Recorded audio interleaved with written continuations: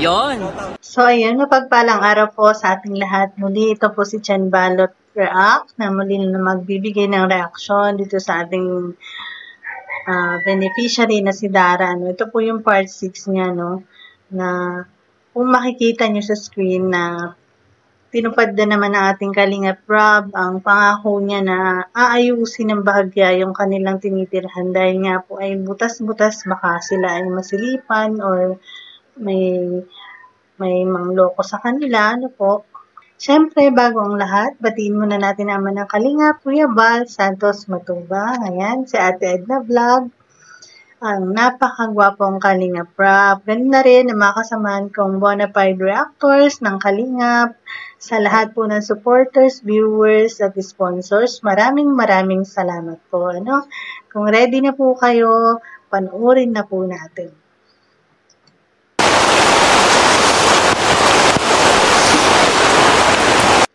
Partida mga Kalingap, ano? Malakas pa po yung ulan, pero pumunta pa rin sila Kuya Rab para lang magawa yung sinabi niya na pag-ayos ng bahay nila Dara. Dara, nagising ka pa lang. sorry sa abala. Si Bea? Tulog din. Ayan. Kumusta dito? Okay lang po. Ha? Okay lang. Tumutulo ba dito, Dara? Pag maulan pong masyado. Pag maulan masyado? Ayun nga. Kumusta kayo, Dara, kagabi? Nakakatakot nga po kasi po masyado pong malakas po yung ulan kagabi. Sobra pong nakakaano. Ba't hindi kayo lumipat muna kung may kamag-anak kayong malapit? Ano po, medyo po malayo po. Malayo din? So punta po dyan. Tsaka umadulas po yung dadaanan. Hindi po makakapagdaling masyadong nakapunta sa ito, bukas na bukas to. May napasok mo yung tubig? Minsan po, may pumapasok ng tubig pag malakas pong hangin. Dito? Ito yung ano natin mga Kalingap. Ito yung tatakpan natin. Ayan po. Mga Kalingap. Ito yung kalagayan nila.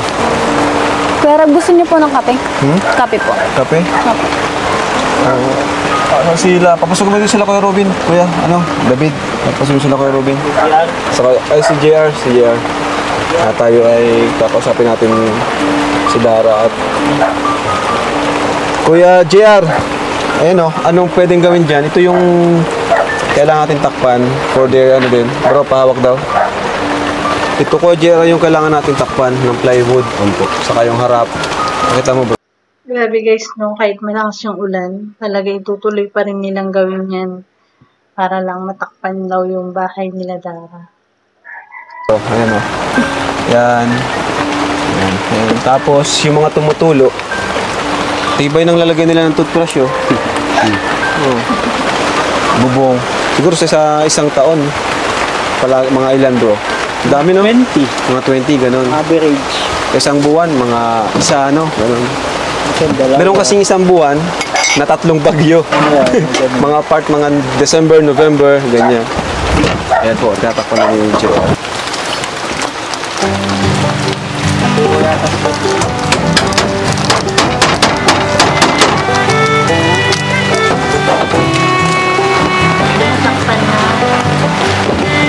Ayan, natakpan na nila mga Kalinga para naman mas safe daw sila Dara, no? Kahit umuulan, nandyan ang ating Kuya Rab para matulungan sila Dara at lahat pa ng kahit sino pang mga beneficiaries nila,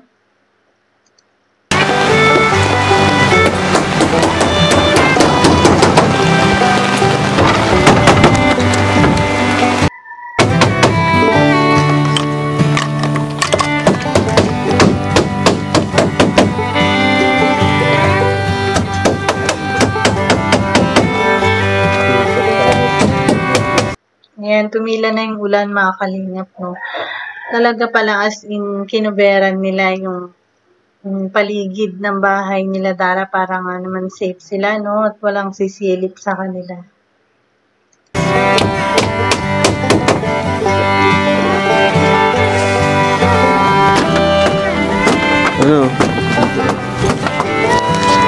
Nagising si Bea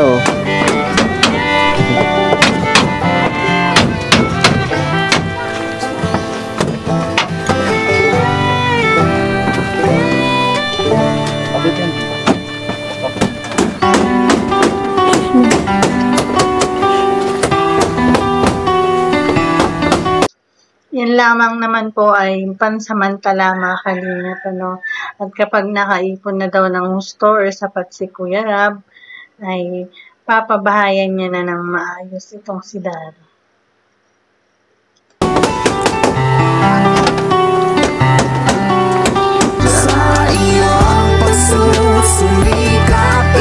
Thank you, Dara. Thank you. Madilim niyan, Dara. Yung halo. Dara. Ha? Udiklom na po. Matiklom na. Pero okay lang ba sa'yo? Opo. Sobra pa. Nagdilim nga. Pero at least mas, mas... Safe. Sorry. Pero at least mas safe, di ba? Opo. Hindi na po kami mag-aalala na kung may magsisilip po ng ibang tao. Kasi di ba minsan may mga dito di ba? Dadaan po. Dumadaan. Ayun. So, nakakatakot talaga ang kalagayan ni Dara. Kaya ito, naisip namin. Pansamantala lang naman to, Dara. Hindi pa naman ito yung talagang magiging bahay mo. Sobrang salamat po. Sobrang tulong na po nito sa aming magkapatid. Tsaka wala na pong magsilip dito po sa amin. Tsaka komportable na po ay matulog paggabi. Salamat din sa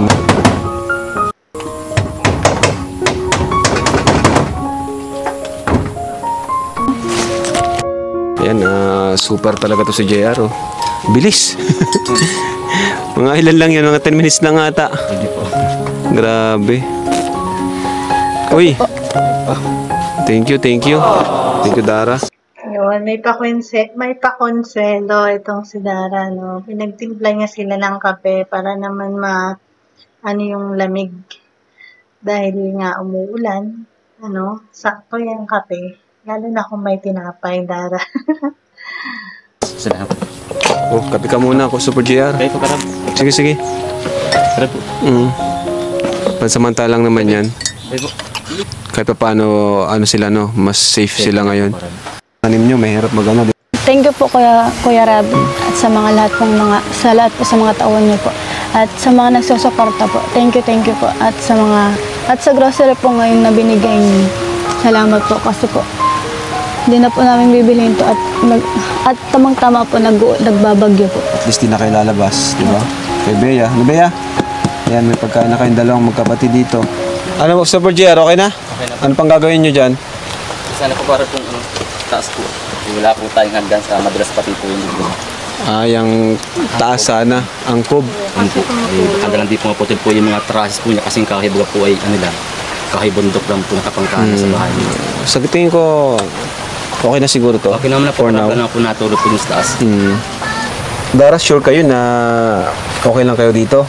Opo. Okay lang, ayun yung maglipat muna, gano'n. Sabi daw po nito, kung sakali daw po lumakas, pwede naman po daw po sa kanya. Si kanino? Sa tito mo? Sa tita po. Doon po Hindi naman din doon sa amin. Ha? Pwede din doon sa amin. Sa inyo? Opo. Oo. Kina Kuya Robin, kung gusto mo, doon, sementado na yan. Pinabahayan rin namin. Kilala mo yung si Kuya Robin? Kasi yan sa napabahayan namin ng semento at matibay na bahay. Grabe, walang tigil ng ulan. Kagabi pa ulan? Kagabi pa? Magdamag. Magdamag. Anong ginawa nyo? Ano po? Parang lang po, tulog na lang po kami. Nagtulog? Ito talaga mahilig na matulog itong dalawang magkapatid na ito. Mahilig matulog. Pero palagi nyo ilalak yung pinto nyo, ha? Opo. Kanina, bukas na naman. Siguro nakatulog lang kayo. Hindi nyo sinasadya na naman. Opo. Hindi. Basta, yung number ko, iniwan ko naman sa'yo, di ba? Text ka lang kung may problema kayo, kung may kailangan, text mo lang kami. Ano na po, wala na pong butas. At safe na si Dara. Ayan. Ibigas pa naman kay Dara. Meron pa po. Ayun, ito silang dalawang magkapatid ngayon. Ayun, maayos na. Ano? Opo. Okay na. Masaya ka naman, Dara, ngayon. At nakilala ka namin. Sobra po kasi po, kung wala po kayo pa, hindi po namin ito makukuha ang mga namin. Kaya naman pinagpapala ka lagi ng lubos-lubusan nakakamangha. Kaya sana naman ay marami ka pang taon na matot. Katabi mong kutsilyo? Pambihira ka. Sabi guys, may katabi daw siyang kutsilyo pag natutulog. Ano, ayan. Hinatiran muli sila ni kila Kuya Rab ng grocery nila. At the same time, kinulong ng plywood yung bahay nila, pansamantala. Ayan. Sobrang thankful naman itong si Dara, no? At nakikita ko naman na na-appreciate niya lahat ng tulong na nagmumula sa Kalingap, lalo na kay Kuya Rab, no? At masaya dahil unti-unti ay umaayos ang buhay ni Dara, no? Kung nagustuhan niyo po ang video ito, pa-like, share, and comment naman po. Ayan. Kung hindi pa po kayo nakasubscribe sa aking channel, click nyo na po ang subscribe button. Ganun na rin ang notification bell para palagi po kayong updated sa mga bago nating upload. Ayan. Hanggang dito na lang po, mga kalingap. Maraming salamat po. Goodbye and God bless po sa ating lahat. Bye!